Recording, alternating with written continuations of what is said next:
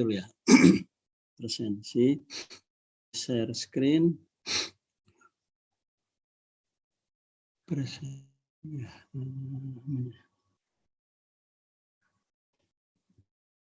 Sebentar, kok belum dibuka.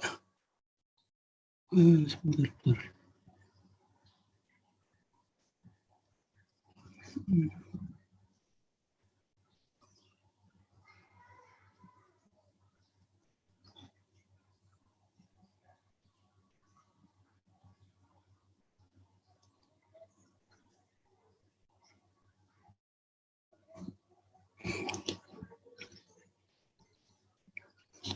Oke, sebentar. Harusnya. Oh, ini dia.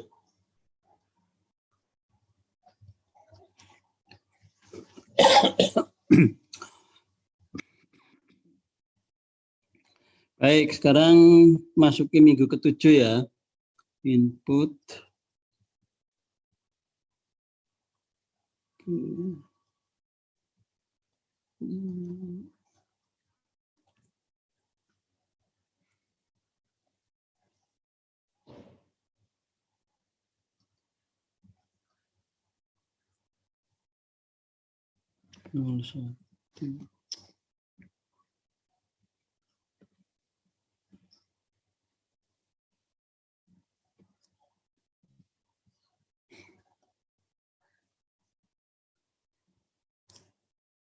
Oke.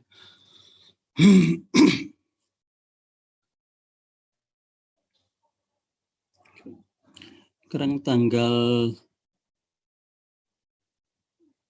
sebentar.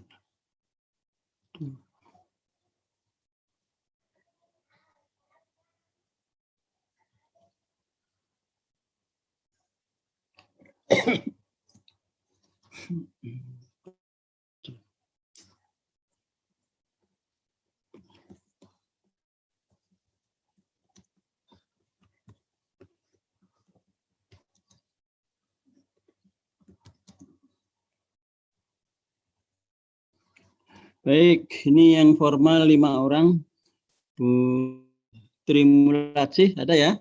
Ada Bu Trimulasi? Oh, belum? Belum kelihatan, Prof. Belum kelihatan. Oke. Dan nanti menyusul. Bu Sudarti. Bu Sudarti juga belum? Gimana nih? Bu Warda presentasi, Pak Yosep. Halo Pak Yosep. Pak Yosep ini sibuk nih.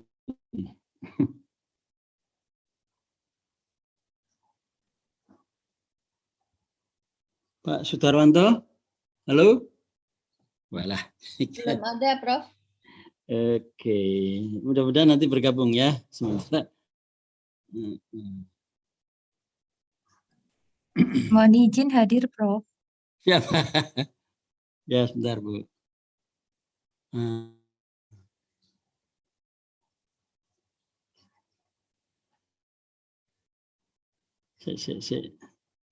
Kemana tadi? Alah, kemalah. Sorry.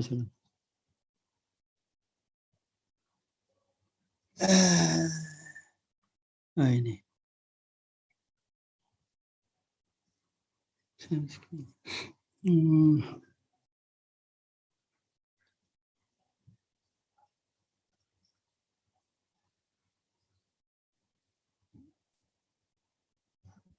Aduh, bentar. Mana tadi? Alah. Kok hilang? Oke, sebentar.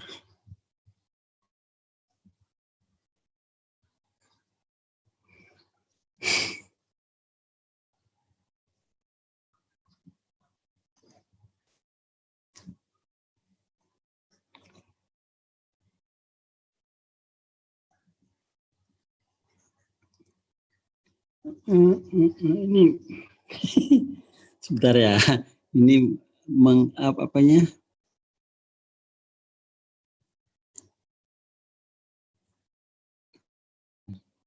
Sorry. Oke, sorry. Stop sharing dulu coba. Oh, stop sharing. Oke, sebentar.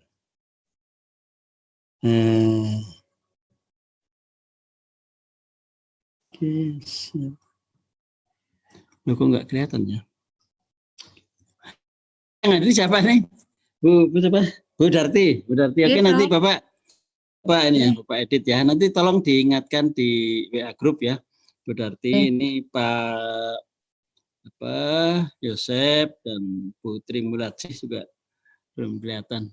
Baik, kita stop share. Nah, coba Bapak ulangi lagi, Pak. Pak Sudarwanto juga belum, Prof. Ya, Pak Darwanto ya. Ini Bapak penasaran itu enggak? Si kuliah.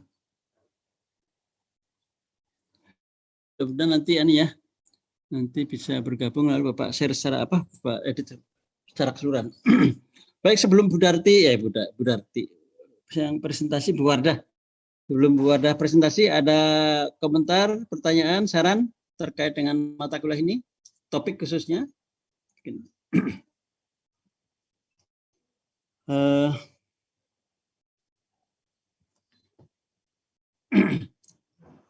Nggak ada? Oh, ini Putri Mulatsis baru dalam perjalanan nih. Halo Putri.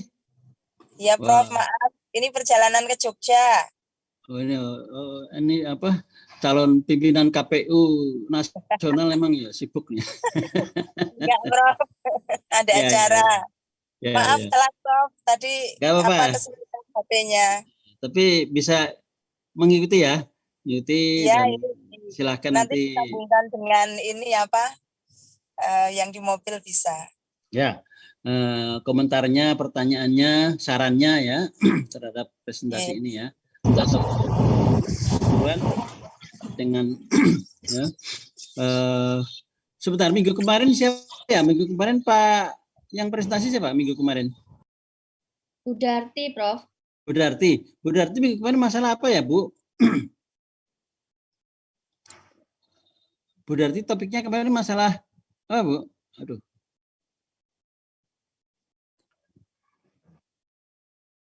Oh, kepemimpinan ya. Ya, Bapak agak risau kebudayaan belum ya, budaya mutu Mas ya. Ada Bu Wardah apa RP melihat apa ya, memperhatikan RPS mudah-mudahan ya. Iya, Prof. Sampun. Itu masih pendidikan dan pelatihan MMT gitu, Prof. Ya, yang budaya siapa? Belum. Budaya mutu. Oke, nanti kita lihat RPS ya. Sepertinya Bu Tri Mulatsi, Prof. Oh, Bu Tri Mulatsi ya. Bu Tri Mulatsi belum ya, belum presentasi ya. Iya, Bu. Belum, Prof. Putri, ini apa, Bu? Budaya mutu. Secara konkretnya ini Prof belum temanya saya belum. Wah, suaranya oke. Ya, Mas, saya bukan disertasinya, bukan topik disertasi, tapi topik membaca. Saya lihat lagi, Prof. Oke. Nah, nanti Bapak cek lah ya. Oke, nggak apa-apa. Kalau toh Pak kelewatan, toh itu tidak prasyarat. Artinya tidak prasyarat, loncat kelewatan nanti balik lagi juga tidak prasyarat. Sekarang yang jelas Bu Wardah mempresentasikan tentang apa pelatihan Ibu ya. Iya, Prof. Pelatihan MMT ya, pelatihan mutu. Jadi intinya kalau kita mau organisasi, mau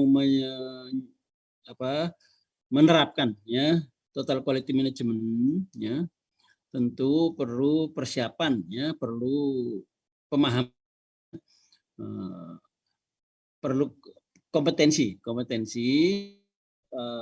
warga di dalam organisasi tersebut perlu punya kompetensi tentang TKM. Nah, kompetensi melaksanakan TKM, ya toh Bu.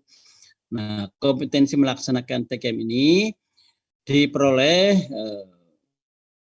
tentunya karena baru ya melalui pelatihan. Nah, sekarang kasusnya seperti itu ya. Kasusnya seperti itu, bayangkan saudara intinya mau menerapkan total quality management pada lembaga saudara, maka saudara perlu menyelenggarakan pelatihan. Sedikit clue aja, tentu pelatihan mulai dari pimpinan dulu ya, jangan dari bawahan. Pimpinan dulu diberi pelatihan ya, baru top manager ya, middle manager ya, baru karyawan secara umum ya. Tentu materi berbeda atau berarti ya, untuk middle manager ya dengan frontline worker katakanlah, atau dengan staff berbeda ya. Jumlah jam dan cakupan materinya berbeda ya. Kalau pimpinan tentu lebih banyak pada masalah falsafahnya ya. Ya falsafah semuanya, tapi maksudnya lebih pada masalah manajerial ya. Tetapi kalau staff ya, pekerja garis depan tentu lebih banyak tentang teknis ya, teknis TQM ini ya, atau MMT. Baik, secara Wardah ya akan menyampaikan ya, dan di buku Bapak juga ada ya, tentu perlu ditambah dengan rujukan dari yang lain ya. Nah, nanti semoga selesai ini bisa memberikan tanggapan, pertanyaan ya, masukan kepada Wardah dan kepada kita sekalian. Silakan Wardah. Baik, Prof. Terima kasih. Mohon izin, Prof. dan Bapak Ibu semua untuk share screen.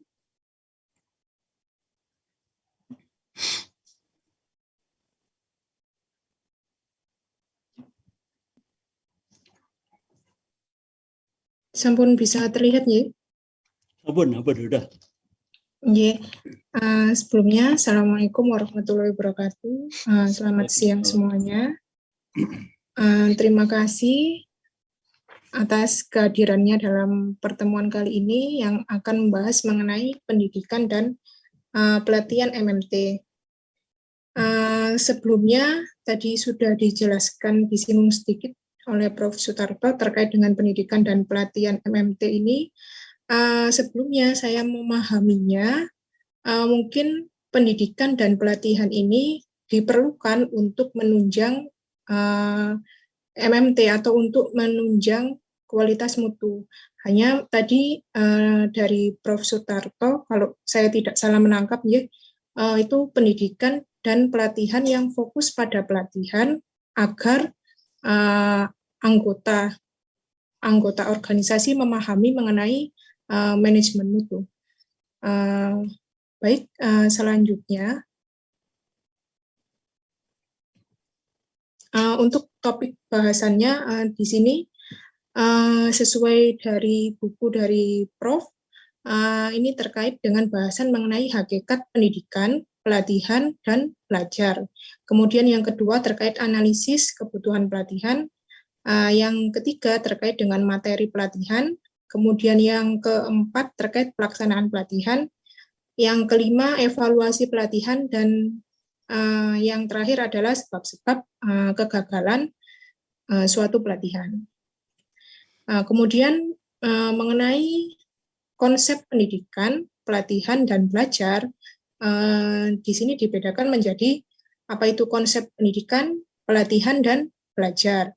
Yaitu jika pendidikan adalah peningkatan dan pemberdayaan pesertanya lebih luas dan perlu waktu lebih lama, lebih teoritis dan filosofis dalam pelatihan.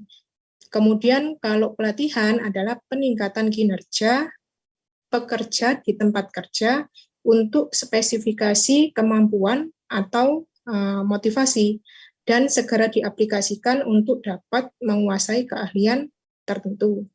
Sedangkan dalam pendidikan dan pelatihan harus dapat mengadopsi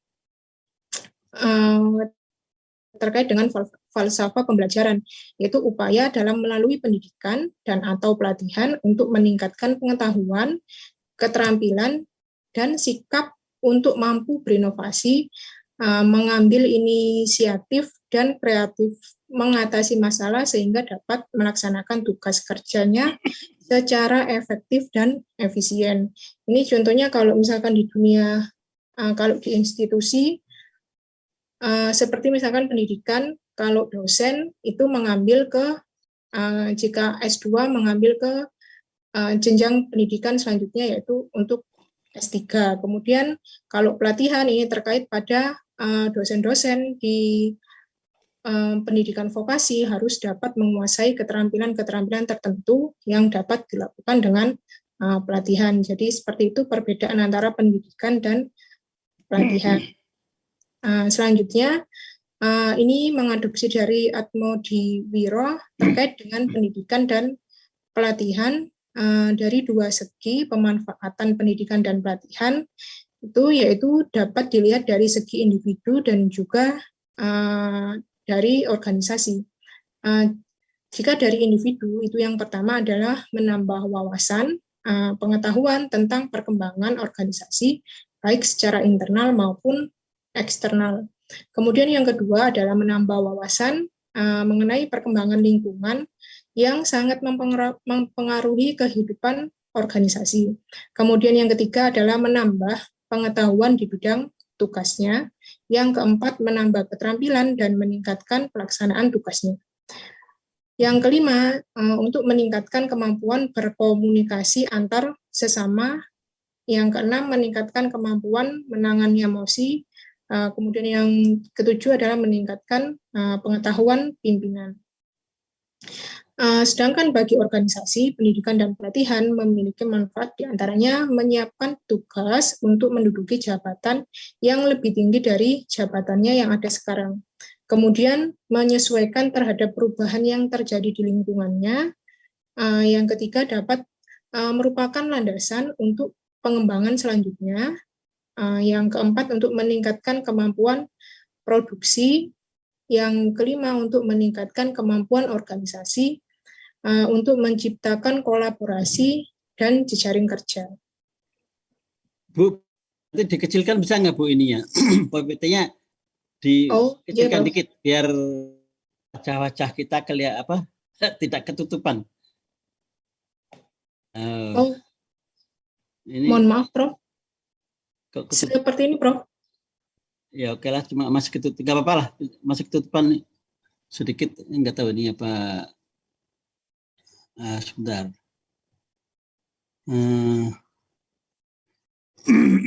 Saya nggak tahu ini tekniknya. Ya udahlah, nggak apa. Apin tahu nggak, Pin? Gimana nih? Biar semua tayangannya. Kanan. Di ini kali ya Pak, apa? Bu, di minimize Bu. Iya, klik min. Nah, itu klik sebelah kiri yang min itu. Ada positif negatif itu kan di bawah. Barangkali. Yang ini? Yang bawah yang Ya di iya Bu, kecilin Bu. lagi. Oh. Dikecilin. Gitu ya, Prof ya? Ya. Oh, tapi tetap ya. Ini maksudnya Prof agar terlihat wajah kami begitu Prof ya? Ini di komputer Bapak tayangan Bu Darti, Bu Wardah ini ketutupan yang sebelah kanan ini. Ketutupan apa foto-foto kita itu loh. Saya nggak tahu nih. Nggak di layar saudara kelihatan semua PowerPoint-nya? Kelihatan Prof. Oh ya. Bisa ditarik Prof. Bisa dipindah foto-foto kita. Nah itu cuma ya udah gini. Tapi sebelah kiri aja. Ya udah. Iya. Nah betul, Bu Darti, Bu ya, Bu Wardah, dah dulu. Iya, Prof. Mohon izin melanjutkan. Kemudian ya, mengenai analisis. Tetap kegedean ya Bu, bentar interupsi. Oh iya, Prof. Anunya tampilan Ibu kegedean. Begini, Prof. Gak usah slide show, biasa gitu aja, sudah biasa gitu aja. Iya, Prof. Jadi kemudian selanjutnya yaitu terkait dengan analisis kebutuhan pelatihan. Ini jika pelatihan itu berasal dari pemerintah, otomatis organisasi atau institusi tidak perlu menganalisis kebutuhan pelatihan. Namun bila didasarkan atas inisiatif dari pimpinan institusi, maka perlu dilakukan adanya analisis dan analisis ini diarahkan untuk meningkatkan daya saing institusi. Ini Fried mengenalkan 5 penjuru persaingan, yaitu diantaranya persaingan sesama perusahaan atau internal. Jadi sesama institusi yang bergerak di bidang yang sama, yaitu terkait dengan persaingan produk pengganti, kemudian persaingan dengan konsumen, persaingan dengan pendatang baru, dan persaingan dengan pemasok. Kemudian lebih lanjut terkait dengan analisis kebutuhan ini, untuk bisa menganalisis kebutuhan pelatihan, yang pertama diperlukan yaitu kesesuaian kebutuhan dengan tugas dan fungsi. Kemudian yang kedua, sesuai kemampuan finansial institusi dan stakeholder. Yang ketiga, adanya pengakuan knowledge dan knowledge atau skill-nya. Kemudian yang keempat, didahului analisis jabatan secara menyeluruh. Dan yang kelima, adanya evaluasi dampak pelatihan atau pendidikan yang akan dilakukan. Kemudian pelatihan itu dilakukan oleh expert atau ahli yang benar-benar sesuai dengan bidangnya.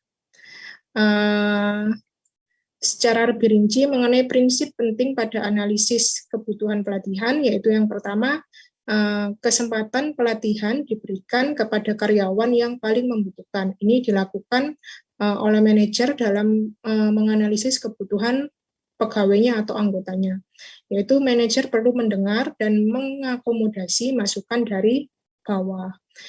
Yang kedua, pelatihan harus dirancang untuk menghasilkan nilai balikan yang mendukung tujuan organisasi guna meningkatkan mutu produk atau jasa institusi dan daya saingnya. Hal ini terkait dengan pengetahuan, keterampilan, dan sikap apa yang dibutuhkan karyawan agar produk atau jasa yang dihasilkan institusi menjadi kelas nasional, misalnya. Kemudian pengetahuan, keterampilan, dan sikap apa yang dipunyai karyawan saat ini. Ini terkait dengan analisis kebutuhan pelatihan. Kemudian hal tersebut dapat dilakukan dengan survei kebutuhan pelatihan, yaitu analisis secara rinci terkait dengan aspek pengetahuan, knowledge, atau keterampilan, psikomotor, dan sikap atau attitude. Kemudian fokus pengembangan kompetensi pada pendidik ini jika pada dosen atau guru ya, bisa pada kompetensi pedagogik, kompetensi kepribadian, kompetensi profesional, dan kompetensi sosial. Ini dilakukan untuk menunjang organisasi dalam memberikan pelayanan yang maksimal terkait dengan pemenuhan kualitas dalam manajemen mutu. Selanjutnya berbeda dengan tenaga kependidikan di mana diarahkannya pada pendekatan hasil kerja, kemudian pendekatan objek kerja, kemudian pendekatan peralatan kerja, dan yang keempat pendekatan tugas. Terkait dengan pendekatan hasil kerjanya, itu apakah jabatan yang diduduki saat itu sesuai dengan hasil kerja yang diharapkan oleh institusi untuk bisa efektif dan efisien dalam menjalankan hasil kerjanya. Kemudian pendekatan terkait dengan objek kerja. Jadi untuk melihat kapasitas apakah satu orang itu bisa melayani objek kerjanya itu berapa, ada berapa orang gitu. Misalkan satu administrasi dapat melayani berapa mahasiswa. Kemudian pendekatan pada peralatan kerja ini terkait jika anggota organisasi bekerjanya dengan alat-alat kerja atau peralatan-peralatan yang dibutuhkan, dan itu perlu dilakukan untuk pelatihan untuk menguasai alat kerja tersebut. Kemudian terkait pada pendekatan tugasnya, yaitu terkait dengan tupoksi tugasnya yang itu nanti akan berpengaruh pada tunjangan yang berhak untuk diberikan pada tugas-tugasnya. Kemudian hasil analisis itu dapat dijadikan dasar memilih bentuk pendidikan dan pelatihan yang dibutuhkan. Yang pertama dapat dijadikan acuan pada pemilihan prodi atau jurusan dan startup pendidikan apabila jalur akademik yang dipilih sesuai dengan kebutuhannya. Kemudian memilih bentuk pelatihan yang bersertifikasi, misalnya sesuai dengan asosiasi profesi. Arsip pelatihan, arsiparis bersertifikat. Kemudian sesuai dengan kebutuhan fungsi, misalnya laporan atau K3L atau laporan bersertifikat. Kemudian bekerja sama dengan TUK atau LSP atau P3 yang bisa melakukan pelatihan secara offline maupun online. Kemudian yang ketiga, pengembangan terkait dengan pelatihan dan soliditas organisasi secara masif. Terkait dengan capability building, rehearsal, dan pelatihan kedisiplinan, dan lain sebagainya. Kemudian pemanfaatan hasil pemetaan ini dapat dijadikan pemetaan pada peta jabatan, uraian jabatan, serta syarat jabatan. Jadi ini sebagai pengembangan organisasi untuk mengembangkan anggota-anggotanya dalam hal perencanaan pegawai, kemudian rekrutmen dan seleksi, perencanaan karirnya, pengangkatan dalam jabatan, kemudian penilaian kinerja, remunerasi, dan diklat sesuai dengan yang dibutuhkan.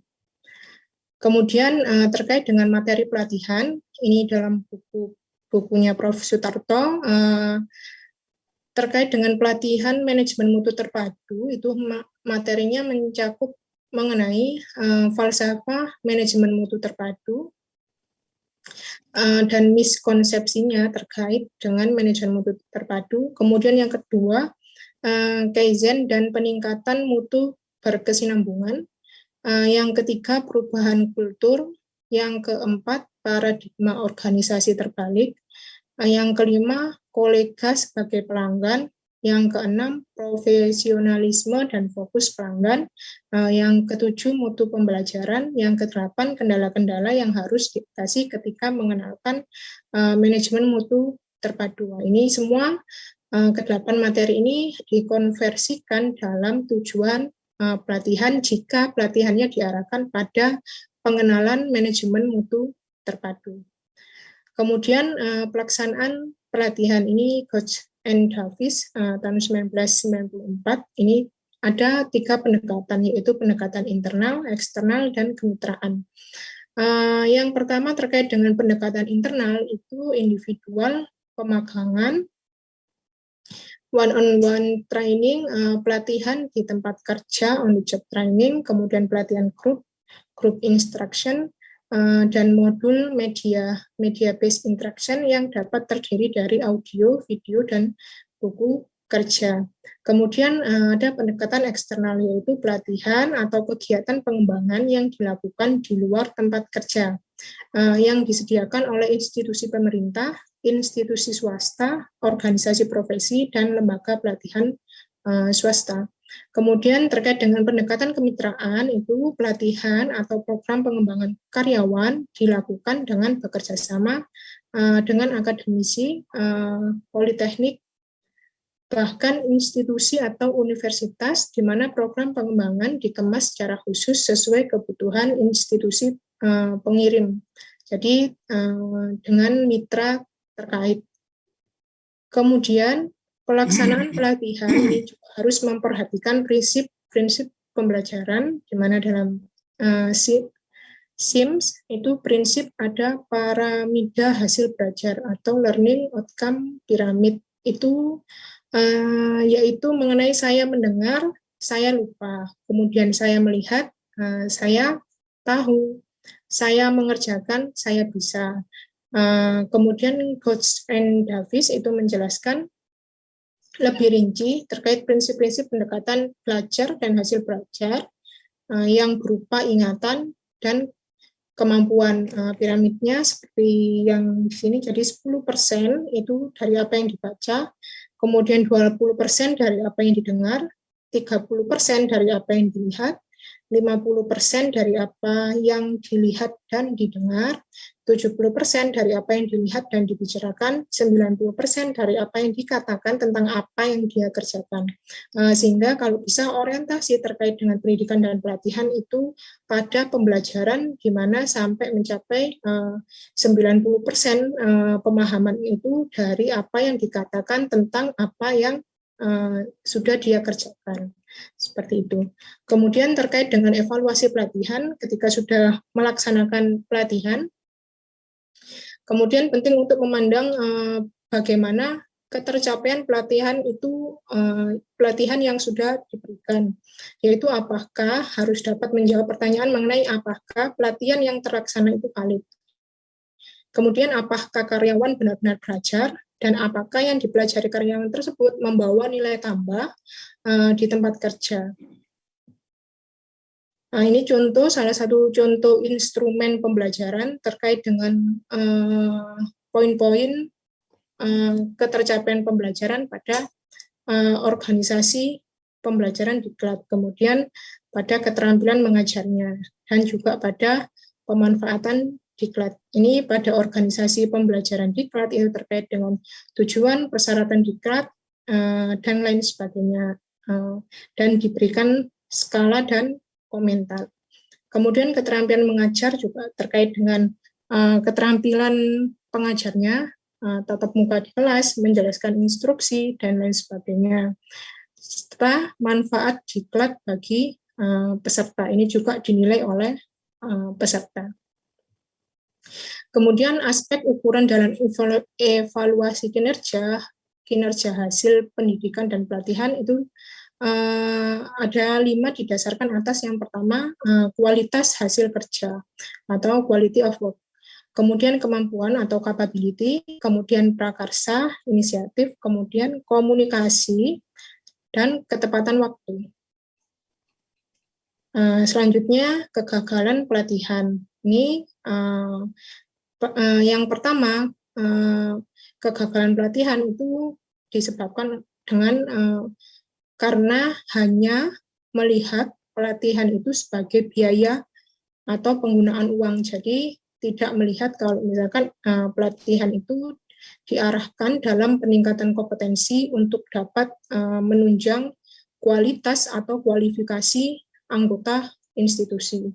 Kemudian yang kedua itu diadakan bukan karena kebutuhan institusi, tapi mungkin hanya sebagai syarat administrasi saja untuk melaksanakan pelatihan, sehingga dampaknya atau value added-nya kurang bisa dirasakan oleh institusi. Kemudian yang ketiga, memandang pelatihan sebagai suatu peristiwa, jadi bukan suatu proses. Jadi hanya suatu peristiwa yang insidental aja datang dan tidak suatu proses pada pengembangan organisasi institusi. Kemudian minimnya tindak lanjut atau penguatan dari pelatihan. Ini penting mungkin bagi manajer untuk dapat menanamkan jika memang pelatihan, pendidikan dan pelatihan itu berguna bagi menunjang karir kinerja anggota institusi. Selanjutnya ini kesimpulan dari penjelasan tersebut. Ini ada kata-kata dari Lockday ya, yaitu life is education and education is life. Kemudian kualifikasi mendorong seseorang untuk memiliki sesuatu, yaitu keahlian atau cakapan khusus. Kemudian dalam dunia pendidikan, kualifikasi dimengerti sebagai sebagian keahlian atau kecakapan khusus dalam bidang pendidikan, baik bagian pendidik maupun tenaga kependidikan. Kemudian kompetensi dan pelatihan yang dibutuhkan sesuai dengan kompetensi yang dibutuhkan oleh institusi pendidikan.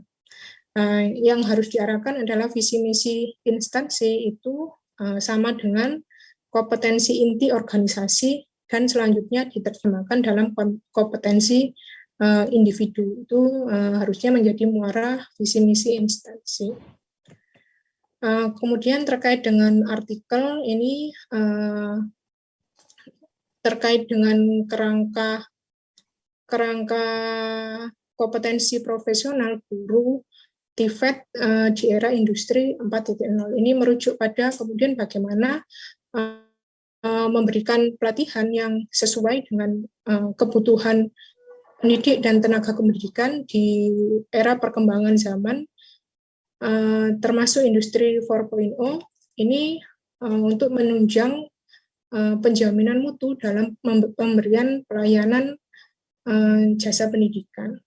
Dalam artikel ini dilakukan dengan artikel ini metodenya dengan meta-analisis, jadi menggabungkan semua komponen atau semua kompetensi yang ada di dalam yang sudah pernah dianalisis terkait kompetensi profesional guru vokasi, guru atau pendidik vokasi itu mencakup ada kompetensi teknikal, non-teknikal, kemudian personal atribut, motif, dan mental, serta fisikal.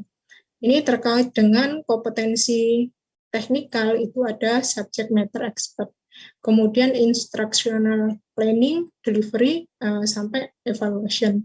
Kemudian teknologi application, jadi sampai kepada penguasaan teknologi aplikasi yang harus dikuasai oleh pendidik atau kompetensi pendidik guru vokasi sesuai dengan tuntutan era industri 4.0, kemudian classroom management, facilities student, kemudian motivate student, kemudian student career development. Kemudian ada juga terkait dengan non-teknikal, itu pendidik harus memiliki jiwa-jiwa analytical, kemudian creativity, critical thinking, collaboration, communication, ethical, inovative, leadership, lifelong learning, kemudian professional development, research, dan social and culture awareness. Kemudian personal attribute itu juga harus memiliki kemampuan dalam approachable, yaitu bisa disentuh, jadi bisa didekati, maksudnya bisa didekati oleh pelanggan-pelanggannya. Kemudian adanya emotional control, kemudian adaptability, humanity, openness, risk taking, role model, kemudian team player.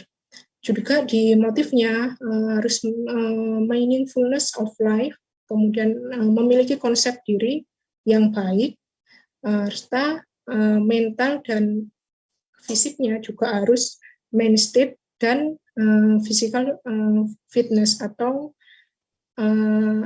kebugaran jasmani itu juga menjadi kerangka kompetensi profesional guru TVET di era industri 4.0, sehingga diharapkan pada pelatihan dan pendidikan itu bisa melihat juga tantangan yang dihadapi dalam menghadapi pelanggan-pelanggannya, khususnya di dalam pendidikan vokasi itu pada mahasiswa, atau harus bisa mengajarkan peserta didiknya kompeten di era industri 4.0. Jadi seperti itu penjelasan dari saya. Terima kasih atas kesempatannya. Mohon maaf apabila ada salah kata. Dan demikian, wassalamualaikum warahmatullahi wabarakatuh. Mohon izin. Warahmatullahi wabarakatuh. Baik, terima kasih Bu atas presentasinya. Bapak Ibu Saudara semuanya, saya memperhatikan foto Anto ini cakep sekali nih. Fotonya pas masih muda nih. Halo Pak Darwanto, sehat? Iya, alhamdulillah, Prof. Ngapunten ini enggak menampilkan, ini gerah banget ini, Prof, berkaos. Mau hujan sepertinya. Itu wajahnya cakep banget dia ini lah. Oh, foto saat S2 dulu, Prof. Iya. Katanya saya ini tambah cakep gitu loh. Amin, Prof. Ya harus menyadari lah ya, orang bapak ini saya ini harus menyadari. Kalau bisa itu ya nom terus ya Mas ya. Ya Pak Queen ya. Itu kalau dibilang ibu-ibu ribut itu. Saya Mas. Baik Bu Wardah ya. Bapak yang saya hormati, sebelum saudara-saudara komentar atau memberi saran, masukan, pertanyaan, Bapak mungkin juga kelemahan Bapak ya, tidak menekankan di awal.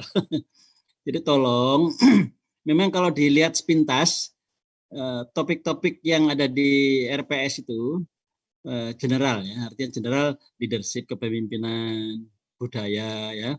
Nah, sudah Bapak tambahkan kepemimpinan mutu, budaya mutu ya. Lalu apa? Pelatihan mutu mestinya Ibu ada pelatihan mutu. Jadi nanti yang ke depan juga ya rujukannya rohnya itu mutu ya. Jadi ini yang belum budaya ya. Jadi nanti jangan bicara budaya secara general. Budaya yang fokus pada menumbuhkan mutu ya, budaya mutu. Ini bagian. Ya, saya rasa bukan sekali lagi bisa dimengerti yang lalu kalau nggak salah kepemimpinan juga agak general jelasannya ya. Nanti tolong di update ya yang kemarin ya. Jadi kepemimpinan mutu ya. Kalau nanti manajerial ya manajer mutu ya. Artinya bagaimana kalau pemimpin ya memimpin untuk institusi yang punya falsafah dan teknis ya. Itu kan tentang MMT ya. Itu di awal-awal Bapak sudah PPT-nya aman bukunya bahwa mata kuliah ini mengajarkan dua domain besar, dua area besar, yaitu satu masalah masalah yang sifatnya teoritis ya. Masalah falsafah, prinsip-prinsip, konsepnya gitu ya. Nah, tentang TKM. Yang kedua, mengajarkan tentang teknik ya, teknik atau metode ya, meningkatkan itu. Nah, gitu ya. Jadi dua kamar besar itu, dua ya di awal Bapak sampaikan sehingga sekali lagi nanti kalau nanti ini termasuk keluarga, tolong dikerucutkan ya tadi yang jadi kita memang ada yang sifatnya generik, artinya prinsip-prinsip pelatihan itu diklat lah, kita katakan diklat pendidikan dan latihan. Prinsip-prinsip diklatnya umpamanya ini harus merujuk ke andragogi ya tahu karena kan pesertanya masih orang dewasa, orang yang bekerja ya enggak. Yang kedua hetagogi ya tahu. Lalu sekarang mestinya tambah dengan bergogi ya, sebergogi semuanya artinya untuk ke depan ya sekarang ya mungkin banyak sekali materi-materi yang tidak perlu disampaikan secara luring kebetulan work from home gitu ya.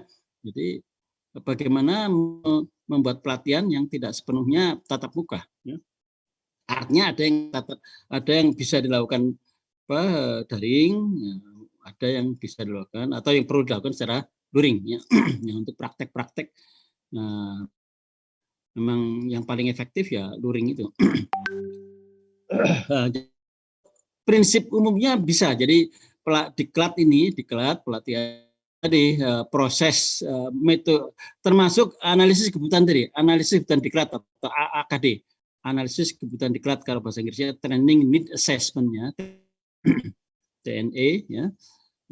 Itu apa istilahnya?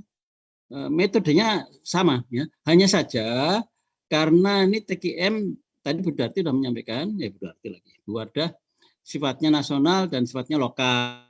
Nasional berarti kan kebijakan nasional itu nggak perlu melakukan TNA atau TNE karena sudah given.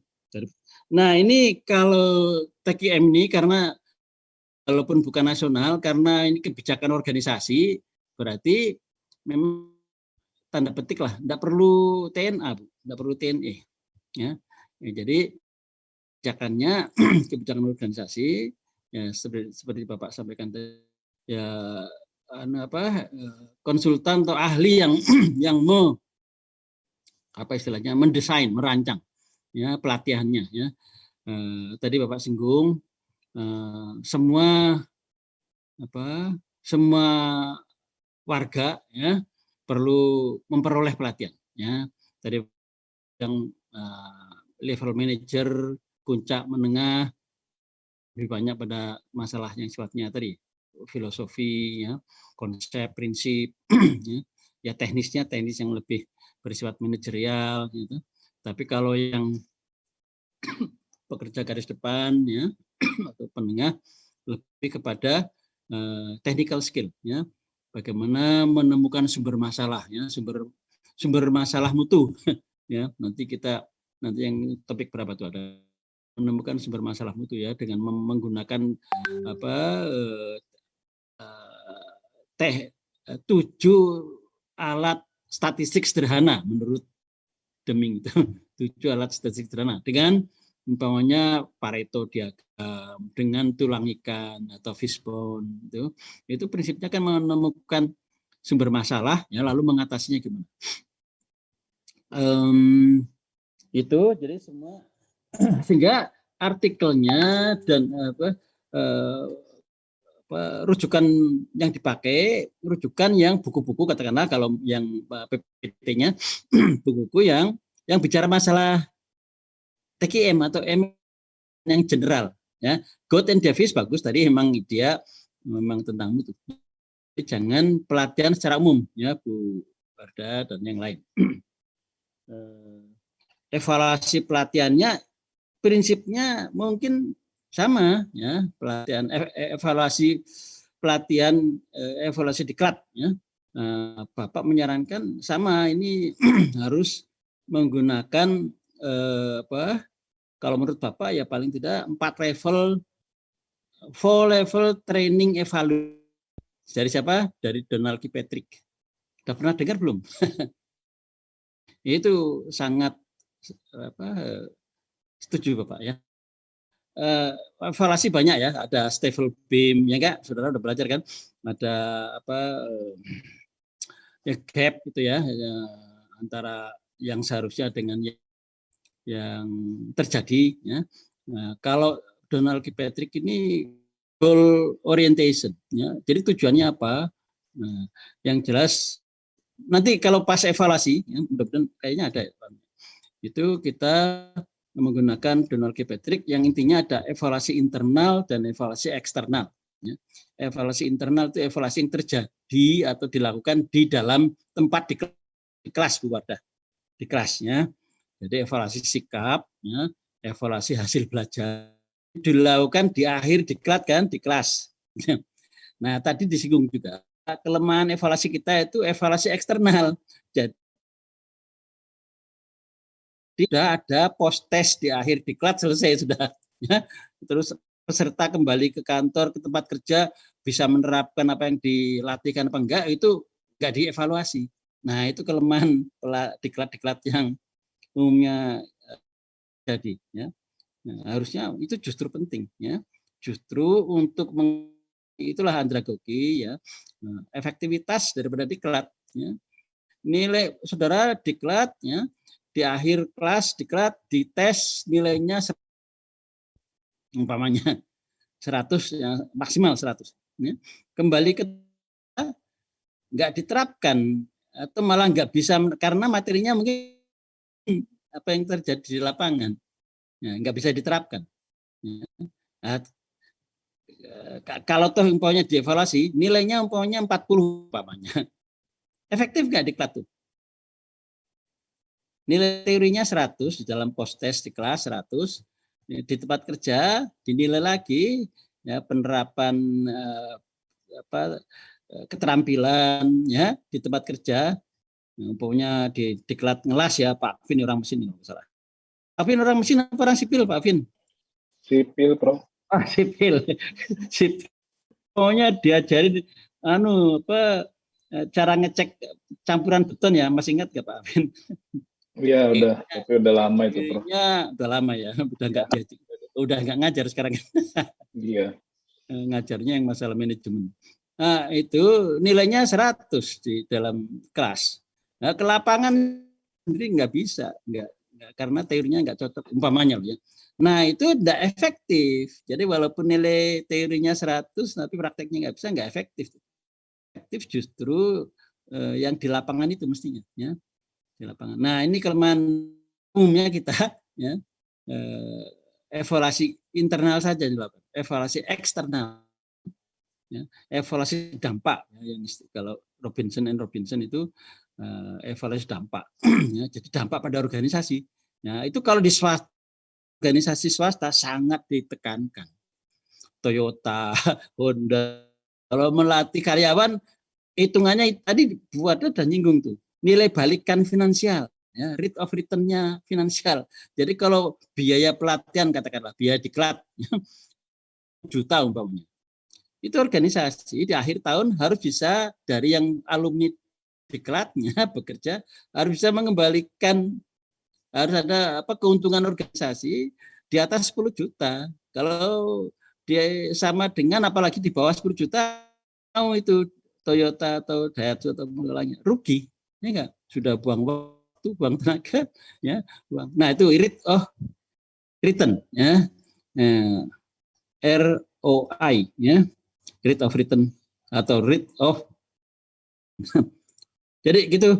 Nah, itu ada sekali lagi maaf, ada prinsip-prinsip yang sama yang antara tadi metode dan diklatnya, evaluasi diklatnya tadi juga sudah dicontohkan oleh Bu Arda, yaitu ada kalau konteksnya guru itu, ya. Nah, jadi kalau secara garis besar Bapak tanda petik menyimpulkan materi diklatnya. Nah, tadi juga disinggung Bu, materi diklatnya ada yang continuous improvement, peduli pelanggan dan seterusnya. Itu materi TKM-an, materi tentang TKM, ya. Lalu yang kedua memang juga subject matter. Jadi guru kalau sekolah mau menerapkan TKM, semua kepala sekolah, pengawas, guru juga harus tahu TKM, MMP, ya enggak? Tetapi setelah itu atau sejalan dengan itu, kepala pengawas juga harus tahu tentang subject matter-nya. Ya, Pak teknik sipil, ya enggak? TKM-nya bagus, MMT-nya bagus, kalau pengetahuan teknik sipilnya kurang, ya enggak bisa optimal, ya enggak? Nah, jadi dua, ya, tentang TKM-nya juga perlu di awal-awal tentunya yang subjek matter profesional yang tadi kalau guru 4 kompetensi itu juga perlu, ya. Pelannya memang pelatihan atau diklat itu sebaiknya continuous, menerus. Kita sering kayak karena tadi dianggap pelatihan itu cuma buang biaya gitu, ya, padahal itu kebutuhan yang harus dengan menerus dan dianggarkan terus menerus, termasuk menganggarkan evaluasi eksternalnya gitu loh. Kita sering ya karena mungkin nggak tahu, nggak keberpihakannya kurang, ya, sehingga evaluasi eksternalnya nggak dilakukan. Padahal kalau bisa kerjasama dengan kalau lain instansi, ya, eksternalnya dicarikan dari dana instansi yang bersangkutan, nggak masalah sebenarnya. Baik, saya rasa melengkapi Bu Wardah, ya, itu penjelasan Bapak. Mungkin sekarang komentar, saran, pertanyaan, ya, topik ya, ini diklat pendidikan dan pelatihan, ya, untuk menyongsong, ya, penerapan TKM atau MMT. Silakan harus ada komentar pertanyaannya. Salah enggak apa-apa, namanya sedang belajar. Betul, alhamdulillah gitu loh, ya. Jadi jangan takut salah, namanya belajar. Ya Pak Afin. Ya, izin Prof. Oh, ini betul. Ya, silakan. Sekaligus izin bertanya dengan Bu Wardah. Saya baca-baca berita mengenai ISO ketika tahun 2005 ya Prof. Saya waktu itu masih SMP, jadi belum mengikuti. Dulu itu katanya seluruh SMK berlomba-lomba menerapkan ISO sehingga banyak dilakukan pelatihan-pelatihan TKM di SMK. Nah, mungkin Bu Wardah mengetahui pada zaman itu, mungkin punya pengalaman bagaimana, mengapa bisa, kan kita sudah mengetahui bahwa bagus kalau sudah dilaksanakan di sekolah. Kenapa tidak dilanjutkan begitu, Prof? Mungkin Prof juga bisa berbagi pengalaman ketika zaman itu kebijakannya seperti apa begitu, Prof? Wardah dulu. Ya. Ya, mau ditampung dulu apa satu lagi pertanyaan barangkali biar demokratis ya. Satu lagi pertanyaan atau dua lagi silakan. Nanti baru direspon secara. Silakan Pak Sudarmanto nih cakep banget nih. Ini, Pak Prof. Darwanto. Atau yang lain monggo. Mohon izin untuk Silakan. mengajukan unek-unek, Prof. Untuk Bu Wardah ini, apa itu pertimbangan apa saja, Bu? Kan apa itu pelatihan itu terkadang dilaksanakan sendiri oleh lembaga yang bersangkutan. Kemudian ada model yang apa itu pelatihan tersebut menggunakan lembaga yang Dari sudah luar. Dari luar. Itu sekiranya pertimbangan apa saja untuk menentukan kita mau melaksanakan sendiri istilahnya di dalam atau langsung dengan rekanan saja istilahnya kita hanya sebagai peserta saja, itu pertimbangan. Baik, terima kasih Pak Darwanto ya. Kalau lihat fotonya cakep banget Pak Darwanto. Aslinya. Lah ini aslinya. Kesemuan di Pak Darwanto ya. Tapi Pak, itu Pak dipajang di ruang tamu yang besar tuh Pak. Guyon biar gak ngantuk ya, ini jam 2 ini ngantuk nih. Baik, satu lagi mungkin silakan. Ini apa Bu? Siapa nih Pak Radinal, Pak Yosep, ada nggak Pak Yosep nih? Pak Yosep belum datang, Prof. Pak Yosep belum ya. Silakan. Siapa satu lagi? Nanti bisa ronde kedua kalau waktunya. Saya, Bu Trimulasi saja kalau begitu duluan. Nanti Mbak Pro sesi kedua ya Mbak ya. Nggak, monggo. Saya mau bertanya tapi nggak apa-apa, Bu Trimulasi duluan. Yang reguler dulu, Bu. Reguler dulu, nggih. Yang audit itu nomor 2. Sit in di belakang. Sit in belakang. Iya. Gini Mbak Wardah dan Prof Tarto, terkait dengan presentasi tadi yang disampaikan, saya tertarik dengan apa tadi istilah bahwa pelatihan itu bisa dianggap gagal juga oleh pimpinan di perusahaan itu. Tadi menyampaikan bahwa ketika pimpinan itu menganggap gagal karena pimpinan itu menganggap bahwa pelatihan itu bukan suatu proses tetapi suatu peristiwa, yang artinya bahwa dari pimpinan itu harus memahami terkait dengan pencapaian pasca pelatihan itu tidak bisa serta-merta, itu harus ada proses. Kemudian tadi disambung oleh Prof Tarto, dicontohkan tadi untuk Toyota tadi bahwa ketika dari pimpinan perusahaan itu mengeluarkan uang 10 juta, maka di akhir tahun income-nya harus melebihi itu. Nah, yang ingin saya tanyakan adalah kemudian bagaimana untuk mempercepat hasil pelatihan itu terimplementasikan supaya kalau dalam hitungan tadi yang disampaikan Prof Tarto itu nanti tercapai kalau itu di perusahaan, kalau di dalam lembaga pendidikan atau institusi pemerintah itu bisa segera tercapai TKM itu bagaimana itu Mbak Wardah? Tadi sepertinya belum ada di materi presentasi. Saya kira itu Mbak Wardah dan Prof Tarto, terima kasih. Ya, terima kasih. Baik, ini termin pertama ya 3 orang. Jadi kita respon dulu. Silakan Bu Wardah ya. Ya, Prof, matur nuwun dan Bapak Ibu atas pertanyaannya juga. Terkait yang pertama nggih dari Pak Akpin terkait dengan kebijakan ISO. Ini kebetulan 2005 ya, saya juga masih SMP, jadi belum terlalu mengerti waktu itu pelaksanaannya seperti apa. Hanya dari isu-isu yang pernah saya dengar terkait dengan ISO itu, kenapa tidak berjalan, pelatihannya tidak berjalan secara terus-menerus, karena menganggap ISO itu hanya sebagai kegiatan administrasi, bukan kegiatan akademis yang harus dilaksanakan secara terus-menerus. Jadi itu hanya pemenuhan secara administrasi saja, dan jika sudah terpenuhi, akhirnya ya sudah ditinggalkan. Nah, seperti itu yang mungkin yang saya ketahui. Mohon maaf atas minimnya pengetahuan.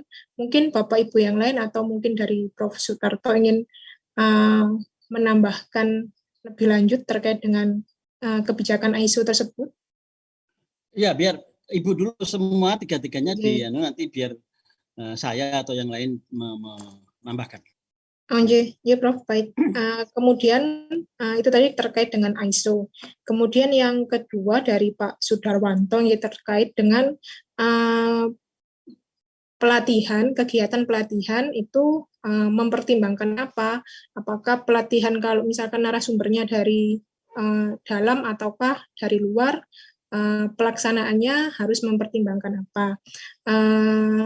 Seiring yang saya ketahui, kalau misalkan pelatihan internal saja, hanya pematerinya dari dalam, itu jika memang benar-benar dirasa di dalam institusi atau organisasi ada yang memiliki bidang keahlian dalam materi pelatihan yang diberikan. Namun jika dirasa memang diperlukan adanya pelatihan yang benar-benar harus ada expertnya yang datang, atau benar-benar dari satu organisasi tersebut belum menguasai materinya, itu akan dipertimbangkan untuk mengundang expert dari luar. Seperti itu. Kemudian terkait dengan pertanyaan yang ketiga, ini bagaimana untuk mempercepat agar proses pelatihan itu bisa terimplementasikan dengan baik, ya. Itu mungkin tadi sampun disinggung oleh Prof. Sutarto bahwasannya ada penilaian dari internal, jadi tidak hanya dari eksternal. Kemudian kalau misalkan yang dari buku yang saya baca terkait dengan jasa, pelayanan jasa itu orientasinya tidak kepada keuntungan yang profit, tapi yang non-profit.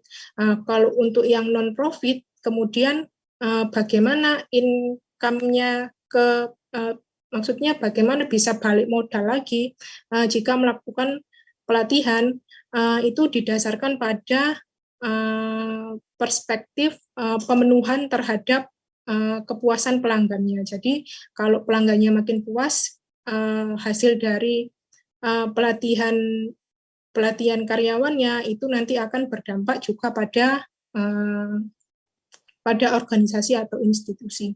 Nah, itu memang perlu dilakukan ini Bu, evaluasi secara internal dan secara terus-menerus, dan juga mungkin diperlukan kesadaran dari masing-masing pegawai juga untuk memahami kalau misalkan hal itu apa yang kita berikan di institusi itu juga akan berdampak juga pada diri kita sendiri untuk bisa mempertahankan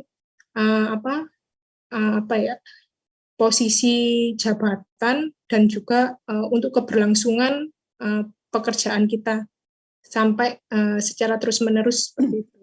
Seperti itu mungkin kurang lebihnya, Prof. Mungkin dari sini, dari ketiga jawaban itu tadi, ada yang ingin menambahkan terkait dengan pendidikan dan pelatihan? Ya, mungkin aja dulu, Bapak dulu ya, nanti sanggahan dari penanya maupun tambahan dari yang lain menyusul biar agak hemat waktu. Kita udah jam hampir jam 3. Baik, terima kasih semuanya. Jadi Bapak menambahkan menguatkan apa yang disampaikan oleh Bu Wardah. Dari Pak Akpin ya, ISO tadi menilai atau menganggap bahwa ISO hanya sekedar administrasi, mungkin Anda betul, itu salah, anggapan yang salah. Ya, anggapan yang salah. Kalau yang benar semestinya sebagai alat sistem, ya, sebagai sistem, ya, sistem atau cara untuk melakukan agak sedikit beda ya. Kalau ISO itu sebetulnya lebih kepada quality assurance, Pak Apin. quality assurance, penjaminan mutu. Nah, melaksanakan ISO ya internal itu isinya itu sebetulnya cuma ditanya organisasi saudara atau organisasi ini tujuan jangka pendeknya apa, jangka menengahnya apa, jangka panjangnya apa, itu tujuan. Lah terus ditanya, kalau tujuannya seperti itu, cara mencapai tujuannya seperti apa?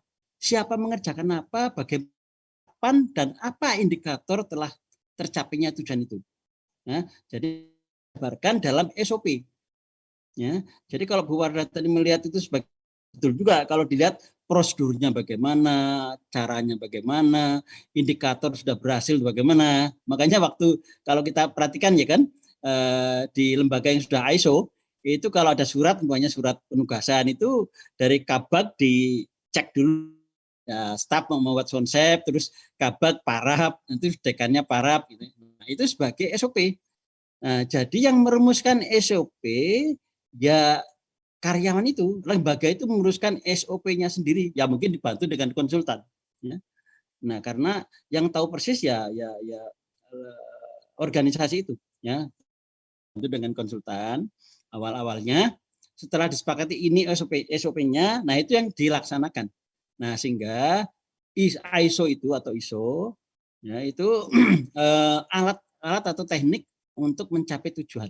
Itu penjaminan mutu. Makanya dalam ISO itu secara periodik ya bahkan tiap tahun ada internal quality tim internal quality assurance dan ada tim external quality assurance ya.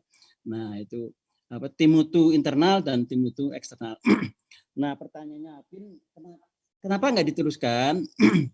Kalau Bapak melihat pertama tadi salah anggapan atau salah kaprah dianggap administrasi aja, bukan.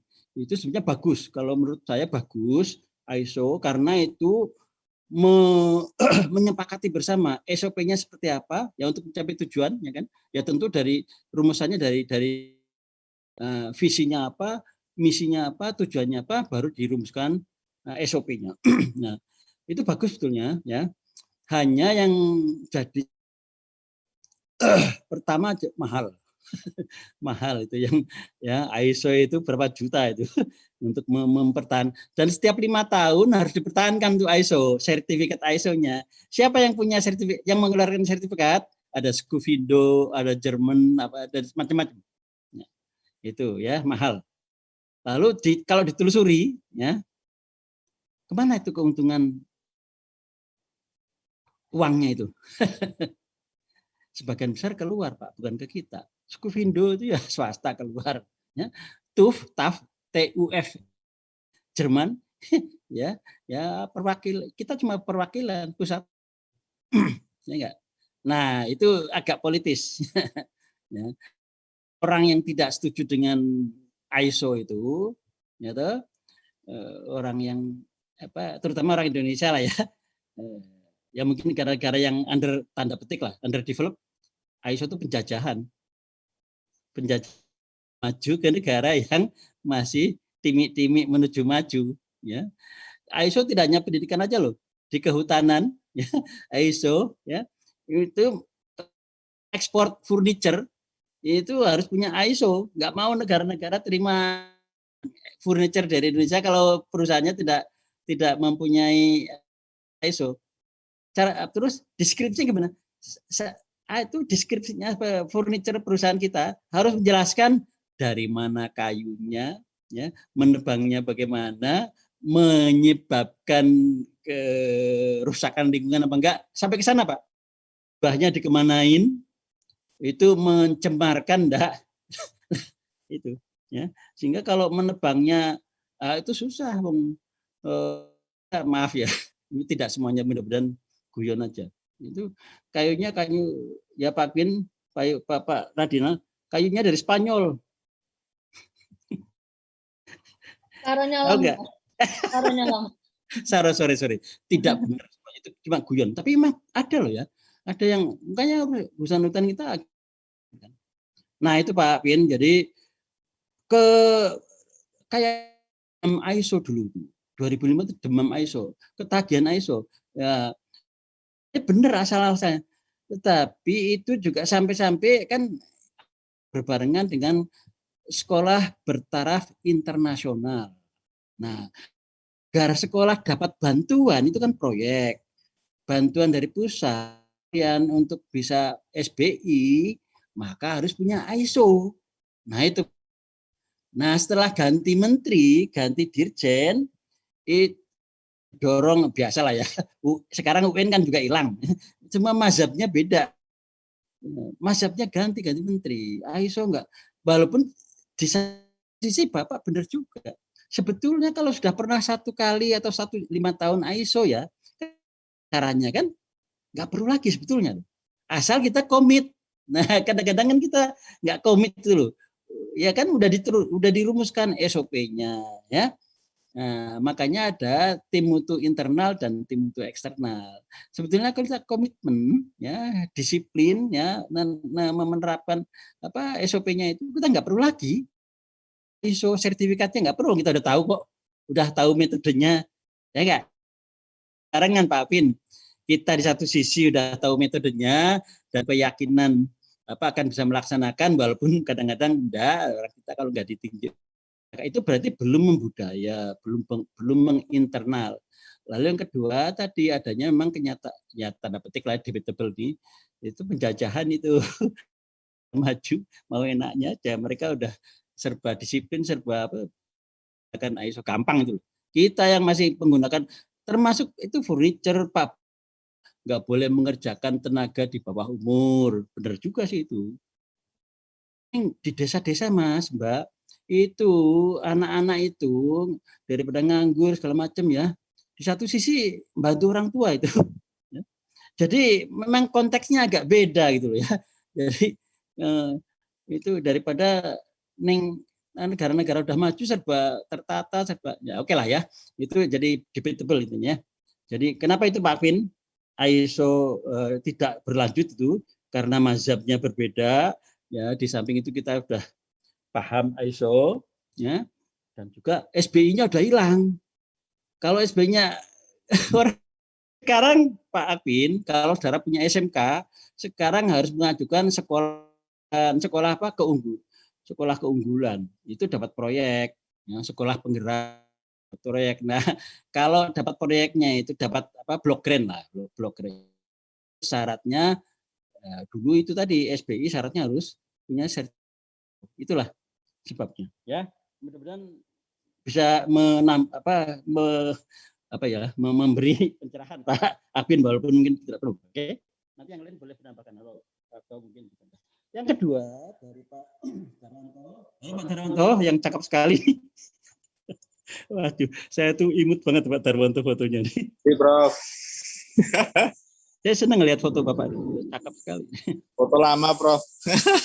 Dulu enggak konangan sutradara, kalau kan sutradara. Oke, serius sekarang.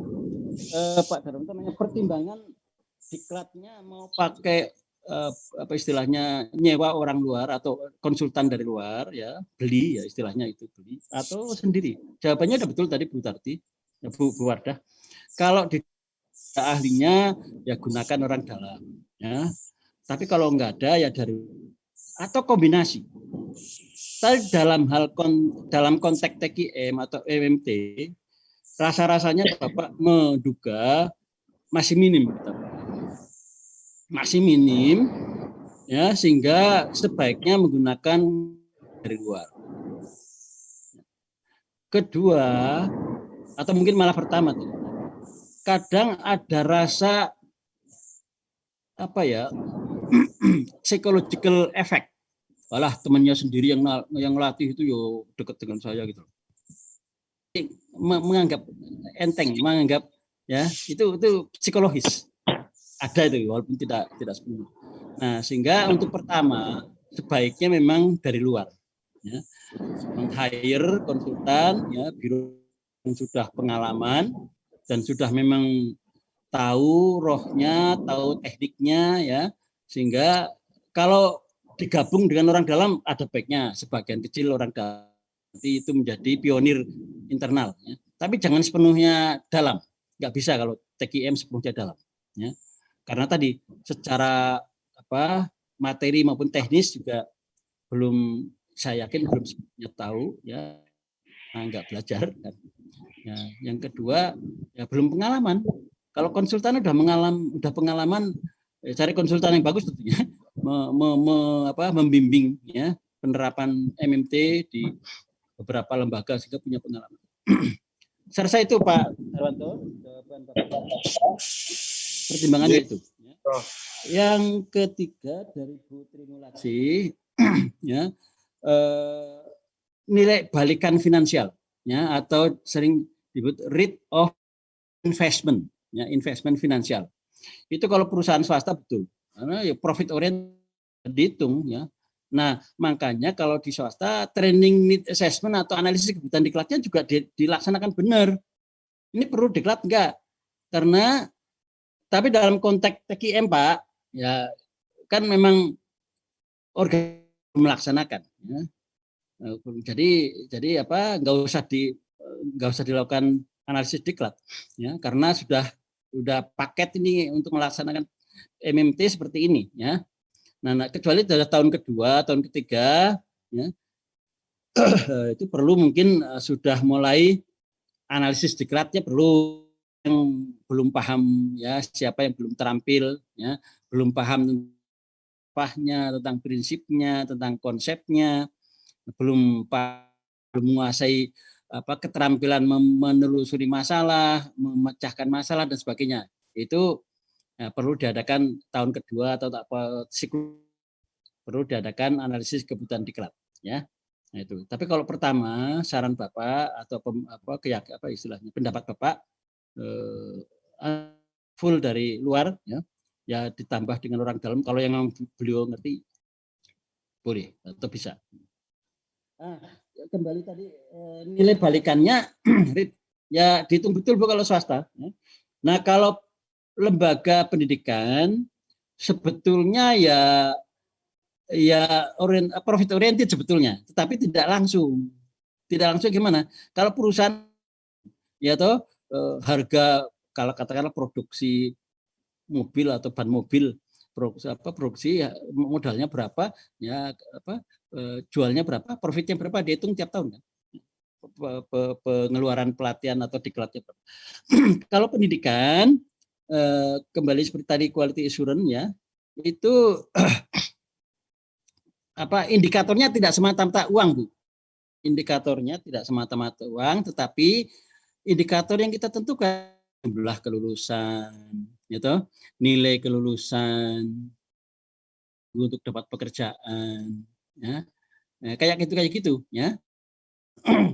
Nah, makanya istilah yang digunakan kalau di perusahaan menggunakan ROI, Return on Investment, ya, bahkan lebih detail lagi, Rate of Training Investment, jadi disingkat ROTI, ROTI, Rate of atau on boleh, Training Investment. Jadi investasi trainingnya, ya, ROTI, ROTI, Rate on Training Investment. Ya, itu di swasta betul dihitung. Ya. Kalau di lembaga pendidikan atau non profit biasanya tidak menggunakan ROI atau ROTI, tapi menggunakan ROE. Kalau bahasa Inggrisnya ROE, Rate of Expectation, ya Bu Putri Wahyuni, Rate of Expectation, harapan, ya, nilai pencapaian harapan gitu ya. Harapannya apa tadi? Ya tadi kalau di pendidikan nilai rata-rata persentase kelulusannya berapa, nilai rata-rata kelulusan berapa, ya, DO berapa, ya, semakin bagus, semakin total quality manajemennya sukses, ya, DO-nya mestinya 0, pokoknya gitu, ya enggak. Perkelahian antar pelajar, ya gitu kan, ya gitu anunya ekstrakurikulernya seperti apa, kemenangan juara apa. Nah itu ya semua tergantung tadi, kembali ke tujuannya gimana, ya. Akademik tujuannya apa, non akademik, ya, non ekstrakurikuler tujuannya apa. Nah itulah ekspektasi yang dijadikan menjadi nilai balikan. Artinya semakin tinggi ekspektasinya, ya semakin bagus MMT-nya. Ya. Bu Trimulasi, ya. Jadi tidak langsung uang. Walaupun sebetulnya jangka panjang bisa uang juga, yaitu kalau sekolah kan animonya jadi tinggi, yaitu malah mungkin dapat blok grant dari pemerintah pusat, ya enggak, karena baris-barisnya maju apa, ya dapat aku dari provinsi dan segala macam, ya enggak, ya, dapat juara apa. Tetapi sekali lagi bukan langsung, ya. Itu Bu, semoga bisa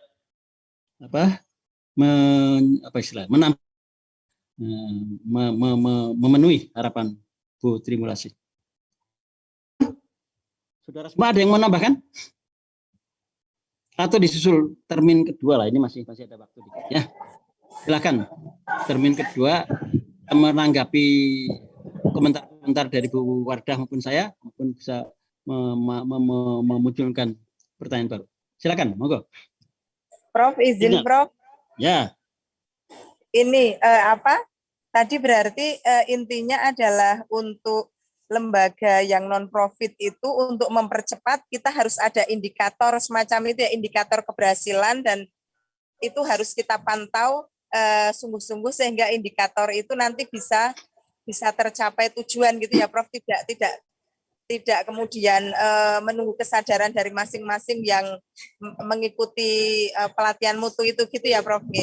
Oh iya, ini kan lembaga Bu, ini kan lembaga, bahkan lembaga itu harus ya kembali ke visi misi Renstra. Renstra itu kan ada jangka panjang, ya, jangka pendek atau Bu, jangka pendek, jangka tahunan, ya enggak? Itu masing-masing harus dibuat goalnya itu apa, ya tahun pertama pencapaiannya apa, ya indikatornya apa, ya seperti saya contohkan di UNY ini, ya UNY itu 5 akan harapannya menjadi world class city, ya, education world class university.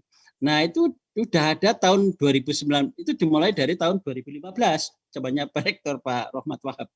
Jadi 219 sudah ada pencapaiannya tingkat, ya indikatornya tingkat nasional kalau salah, ya saya nggak tahu persis, tapi kira-kira itu indikatornya apa, ya tingkat 2023 ASEAN, ya indikatornya apa, sebagai contoh ASEAN indikatornya masuk dalam 100 ASEAN umpamanya, gitu. Saya detailnya gitu.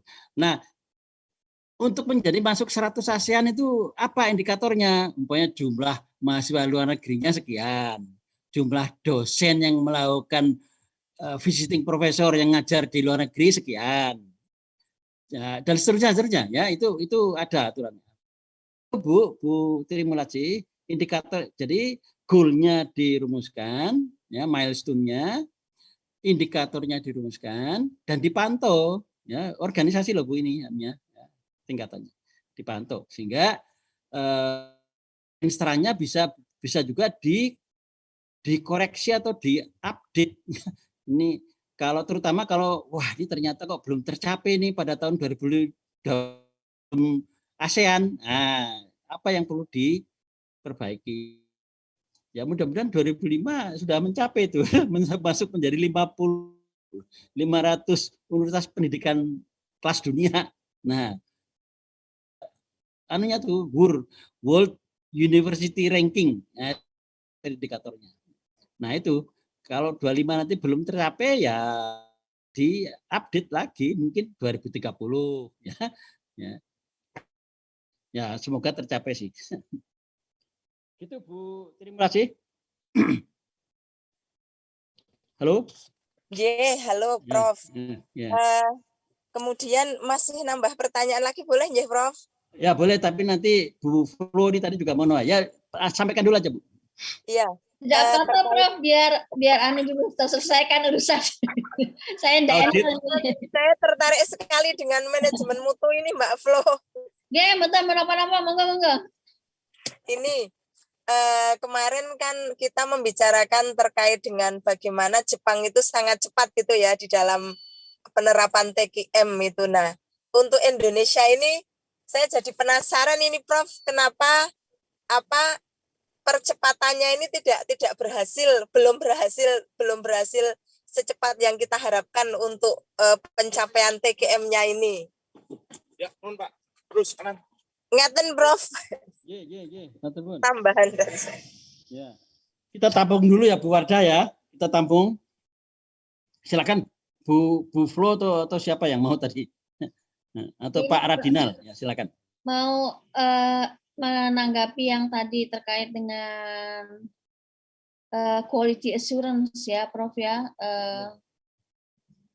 Pengalaman untuk khususnya untuk bidang pendidikan gitu ya, melihat pengalaman yang sudah itu terkesan terlalu mengada-ada, apalagi kemudian tadi Prof menambahkan contohnya dalam bidang kehutanan itu ya, industri-industri yang mengelola kayu-kayu hutan gitu ya untuk dijadikan furniture dan sebagainya. Memang ada isu-isu misalnya kalau tidak melanggar AMDAL tertentu dan sebagainya. Padahal sebenarnya culture dari suatu negara itu tidak sama dengan culture yang ada di negara lain. Misalnya kalau di Indonesia khususnya misalnya daerah-daerah hutan itu misalnya nggak ada di Kalimantan, education itu bukan sesuatu yang utama, tetapi membantu perekonomian keluarga itu menjadi salah satu prioritas gitu ya. Jadi kalau misalnya dikatakan bahwa ini harus memenuhi, tidak melanggar, harus memenuhi ini, harus memenuhi itu, dan kemudian untuk dibawa ke luar negeri, rasanya kok terlalu mengada-ngada begitu ya.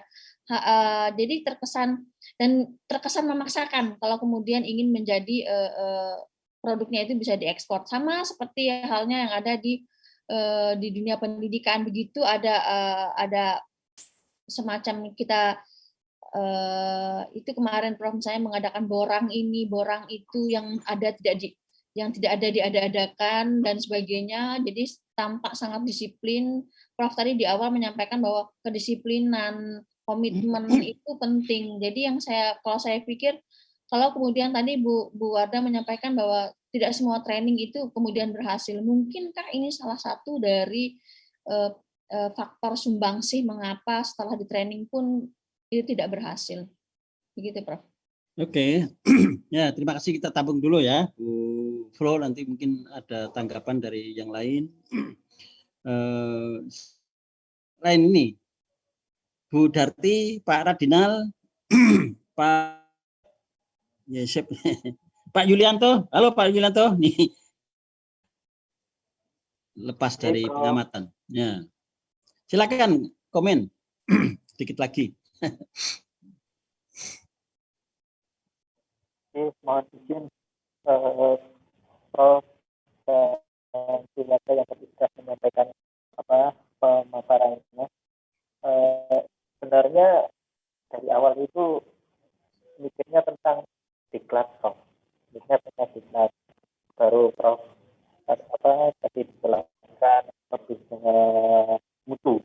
Tapi kalau diperbolehkan bertanya karena disertasi saya itu topiknya juga pendidikan dan pelatihan, Prof. Itu apa? Nggak jelas disertasinya, Pak, disertasinya? Disertasi saya itu lingkupnya tentang integrasi pendidikan dan pelatihan yang diselenggarakan oleh lembaga formal dan industri, Prof. Topiknya itu. Integrasi pendidikan dan pelatihan. Pendidikan dan pelatihan ya. Oke. Di industri gitu. Oke. Kira-kira gitu. Begitu jelas. Oke, terus pertanyaannya gimana? Atau concern-nya? Prof. Putus-putus, Prof. Iya, suaranya putus-putus, yang suara Bapak ya. Ya oke lah, tapi udah ketangkap sedikit-sedikit ya. Ya. Lain yang siapa lagi mau komentar, mau bertanya? Bu Darti, halo, kesehatan? Alhamdulillah, Prof. Di sini sedang azan, jadi saya mau komen. Terdengar. Menurut saya, untuk pelatihan yang efektif dan efisien harus ada lembaga yang benar-benar memang menjadi naungan untuk penyelenggaraannya itu sudah terverifikasi dengan mempunyai beberapa bukti, baik itu berupa sertifikat atau uji kompetensi dan lain sebagainya. Sebagai contoh misalkan Universitas Negeri Yogyakarta mengadakan sebuah pelatihan untuk guru-guru SMK. Nah, sebagai pandangan saya, misalkan saya sebagai seorang guru, saya akan melihat bahwa oh yang ngadain ini lembaga yang sudah mempunyai kualifikasi universitas yang memang di bidangnya. Nah itu juga mungkin perlu menjadi pertimbangan ketika memilih pelatihan, memilih penyelenggaraan pelatihan untuk mencari narasumber. Nah, untuk dalam kasus TKN ini, saya rasa sangat perlu hal-hal yang semacam ini karena banyak sekali sekarang untuk kenaikan guru, untuk upload karya ilmiah atau mungkin untuk apa sertifikat. Bisa sertifikat itu karena ikut pelatihan online, punya temannya mungkin bisa diganti nama sertifikatnya. Nah, kalau dikeluarkan oleh lembaga-lembaga yang benar-benar mempunyai keahlian di bidangnya, itu saya rasa akan lebih meminimalisir adanya kecurangan seperti itu. Terima kasih, Prof. Ya, terima kasih Bu Darti ya, masukan ya. Oke, saya setuju itu. Nanti Bapak komentar. Ya. Ada lagi? Pak, ya, Pak Radinal, ya silakan.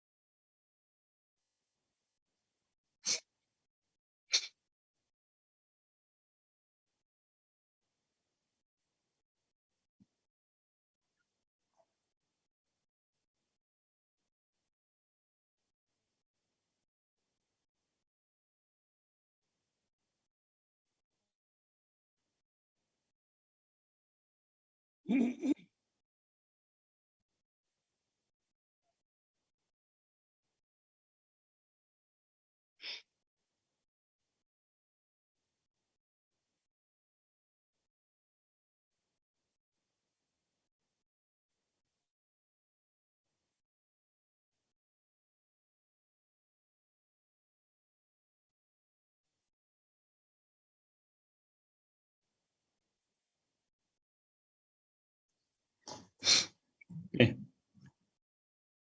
Pak Radinal. Oke, baik.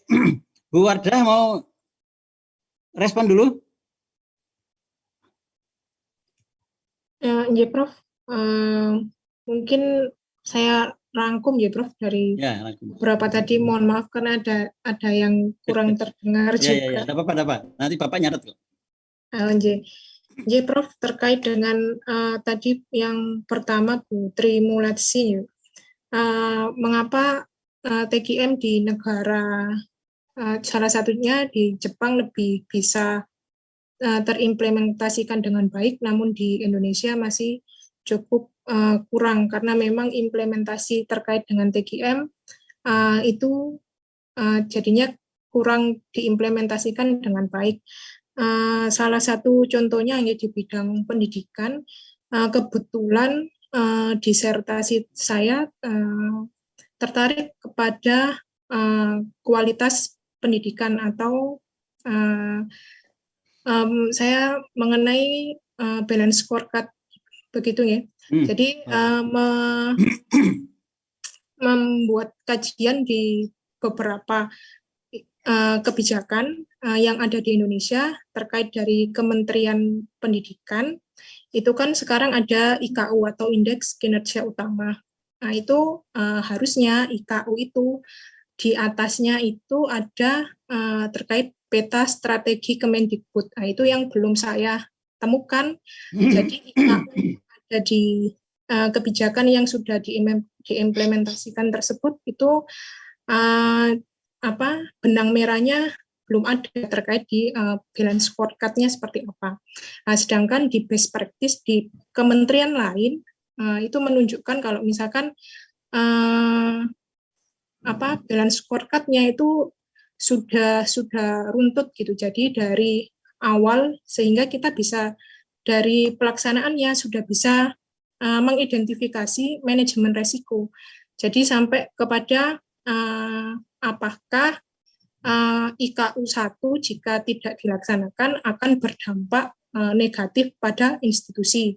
Kemudian sampai ke IKU 8 jika tidak dilaksanakan dampaknya seperti apa. Nah, itu bisa dilakukan scoring. Nah, namun di Kementerian Pendidikan itu pelaksanaannya tidak seperti itu. Mungkin pandangan dari saya, pendapat saya mungkin melihatnya karena memang TKM itu belum terinternalisasi baik pada Kementerian Pendidikan gitu. Mungkin belum itu hasil dari analisis best practice dari kementerian lain dan juga dari beberapa negara yang sudah melaksanakan balance scorecard itu tadi. Ya, itu mungkin terkait dengan miskonsepsi mungkin ya ini mungkin mohon dikoreksi Prof. Sutarto dan lainnya, mungkin adanya miskonsepsi terkait dengan pemahaman itu tadi. Jadi sampai pada pelaksanaan yang di bawah itu belum bisa terlaksana dengan baik. Nah, seperti itu. Kemudian tadi dari Putri, kemudian terkait dengan Pak Pradinal, ini mungkin yang saya tangkap tadi, bagaimana menumbuhkan keinginan pelatihan. Nah, itu tadi melihat juga dari analisis terkait disertasi saya, itu memang kalau di balance scorecard itu terbagi menjadi 4 perspektif gitu. Jadi kalau di lembaga profit itu yang perspektif yang pertama itu adalah keuangan, dan perspektif yang terakhir adalah learning and growth. Di dalam perspektif learning and growth itu harusnya kalau misalkan anggota organisasi mengetahui pentingnya terkait dengan penumbuhan pelatihan, itu akan memacu sendiri untuk bisa melaksanakan pendidikan dan pelatihan. Namun kalau misalkan tidak mengetahui pentingnya seperti apa, itu mungkin akan jadinya seperti hanya ingin memiliki sertifikatnya saja, belum kepada keinginan dirinya. Seperti itu, Prof. Mungkin tanggapan dari saya, teman-teman. Baik, Bu Wardah ya. Ya, Bapak sedikit aja nambahkan, mudah-mudahan sedikit. Kalau udah ngomong nggak terasa. Nah, ini waktunya. Baik, saya urutkan dari Bu Trimulaci. Dia cemburu kalau Jepang cepat, kok Indonesia nggak bisa cepat tidak menerapkan TKM atau MMT ya. Ya, cemburunya cemburu positif mudah-mudahan ya. Ya, menurut Bapak salah satunya kultur atau budaya ya. Mungkin kita harus mengakui ya. Kadang budaya tertentu untuk konteks tertentu positif, tapi budaya tertentu untuk konteks yang lain bisa juga negatif. Kayak gini, Mbak, ada beberapa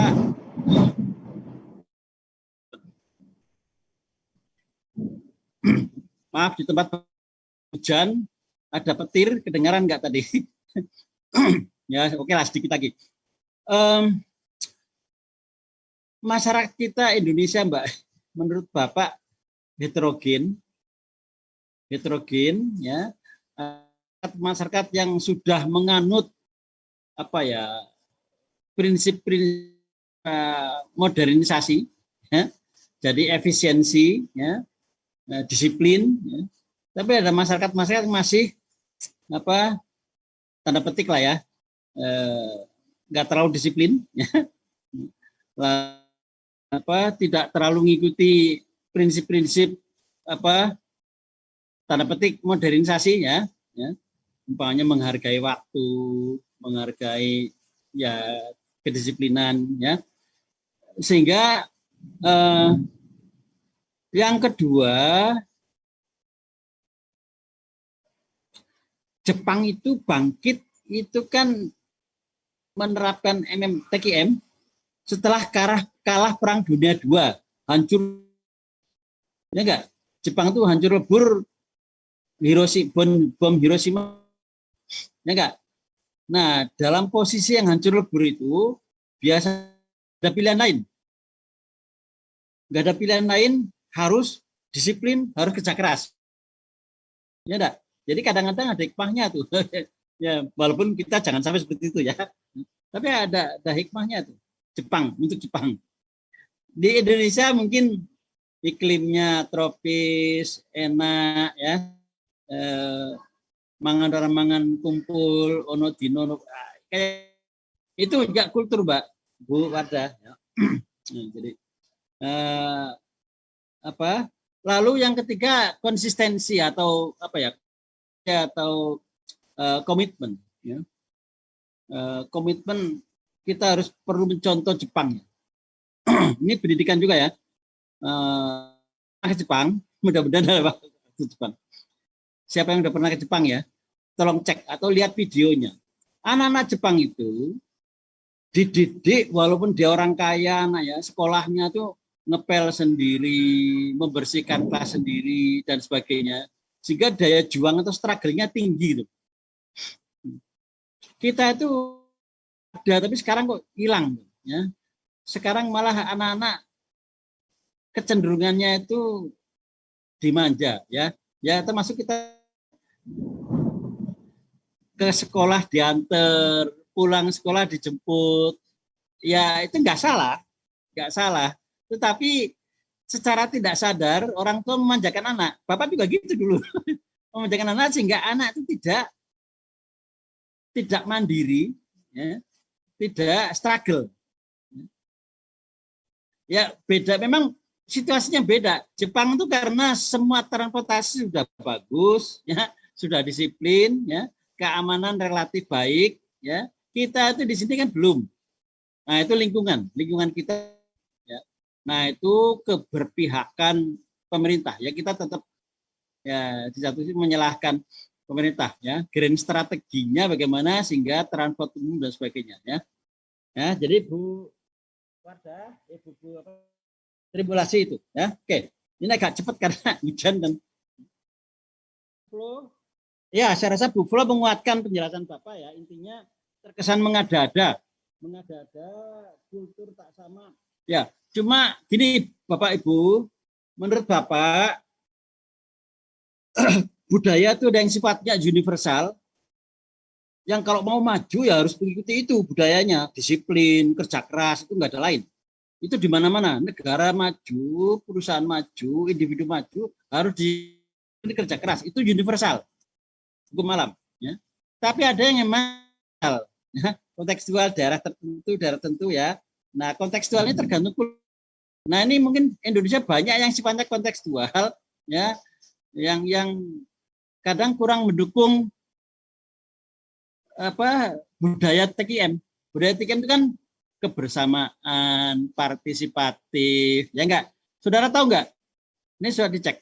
Gaji tertinggi direktur di Jepang dengan gaji terendah pekerja garis depan berkisar menurut penelitian antara 17 sampai 20 kali.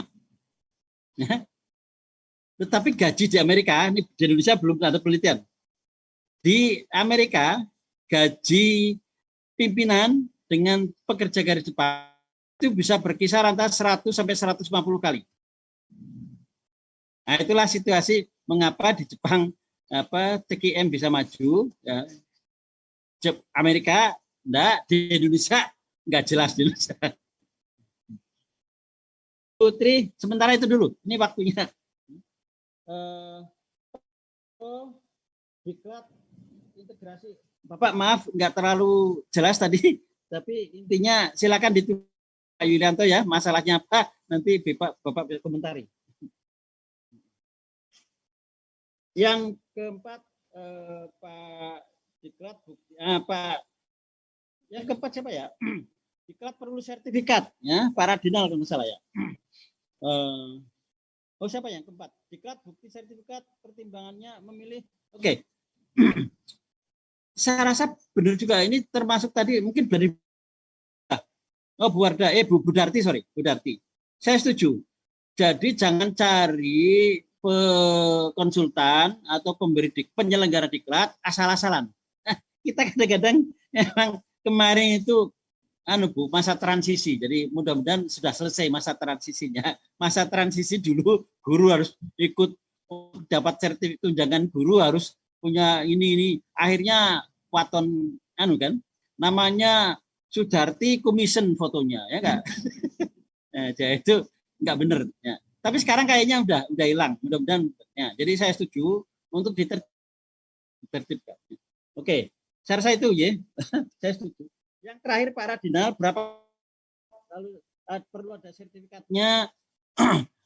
Itu kan apa?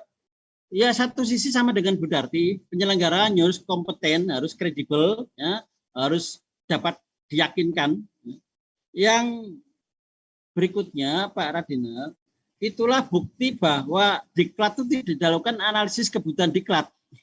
Semestinya kan analisis kebutuhan diklat itu dimulai dari organisasi, tingkat organisasi. Organisasi kebutuhannya apa? Setelah ketemu organisasi kebutuhannya apa, lalu siapa yang harus berangkat diklat, harus ikut diklat, itu ada analisisnya Pak, tidak sembarang nunjuk gitu loh. Nah kemarin kan ditunjuk aja gitu, enggak dianalisis tugasnya apa, lalu apa kompetensi yang mau dianalisis, pengetahuan apa, keterampilan kurang apa, sikap apa, ya itulah analisis diklat ya. Tingkat, jadi sekali lagi tingkat organisasi, tingkat personal, baru tingkat analisis tugasnya. Analisis tugasnya itu tadi tidak bisanya di mana, pengetahuan, keterampilan atau sikap. Nah itu yang dilatihkan. Nah jadi sekali lagi nanti ada Bapak kebetulan ngajar pengembangan diklat tuh ya. Analisis kebutuhan diklat itu tingkat organisasi, tingkat personal, tingkat analisis tugas. Jadi harus dianalisis pengetahuan yang dibutuhkan itu apa, keterampilan apa, dan kali itu ya. Sehingga pelatihan betul-betul kepada orang yang memang membutuhkan dengan materi yang memang juga dibutuhkan. Ya Pak Dino, tidak memang lucu. Bapak pernah di pusat Jakarta dulu ya, ngundang pelatihan komputer yang datang itu, ngundang pelatihan tentang sarana prasarana yang datang itu juga gitu. Nah, jadi ahlinya ahli pelatihan. Nah, pelatihan kalau di daerah nggak mau datang, tapi kalau di Jakarta mau datang gitu, Pak. Jadi motifnya lain tuh. Jadi emang lucu-lucu Indonesia. Ya itulah ya, mudah-mudahan sudah berakhir. Jadi pelatihan kalau yang maaf ada untungnya mau datangnya, itu pimpinan juga harus ada komitmen. Dan pelatihan itu dianggap hukuman, tapi juga bisa dianggap hadiah. Kalau yang menyenangkan, honornya banyak, itu hadiah. Kalau yang ikan susah ini dianggap hukumannya. Itu penting, itu pemimpin harus diadakan analisis kebutuhan diklat, ya. Analisis organisasi. Person siapa yang berangkat, kalau personnya terus nanti masalah apa, pengetahuan, keterampilan atau yang lainnya. Ya. Kiranya itu ya, ini waktunya sudah kelewat. Ya. Kalau saudara punya komentar, pertanyaan, masih ada forum ya, di forum WAG ya, silahkan di-upload di sana ya. Nah, ini Bu Flo biasanya juga membuat summary, nanti bisa di-upload, nanti Bapak update kalau ya. Kiranya itu ya, waktu sudah hampir 3:30 ya. Demikian, masih ada pertanyaan, komentar singkat? Kayaknya sudah cukup ya Pak Radinal. Ya. Oke, ya ini terima kasih sekali lagi semuanya ya, sudah kita mau, tapi juga melewatnya ini juga 1/2 jam. Oke, pas. Ya. Terima kasih sekali lagi atas partisipasinya ya, Bu Wardah. Tolong tadi materi presentasi ya, difokuskan ke masalah mutu ya. Jadi yang sifatnya generik-generik oke, tapi difokuskan pada masalah dengan tadi intinya bagaimana kalau mau menerapkan atau mengimplementasikan MMT ya, maka substansi diklatnya apa, model diklatnya seperti apa. Mungkin itu yang menjadi fokus dalam diklat di total quality management atau. Terima kasih. Itu ya. Mohon maaf segala kekurangan. Ya. Selamat sore. Ya. Jaga kesehatan. Insya Allah kita ketemu lagi minggu depan. Ya. Assalamualaikum warahmatullahi wabarakatuh. Waalaikumsalam warahmatullahi wabarakatuh. Waalaikumsalam warahmatullahi Terima kasih, Prof. Oke. Terima kasih sama-sama ya. Jadi tolong kalau ada hal-hal di-upload di WAG. Ya. Bapak close ya linknya. Ya, living meeting.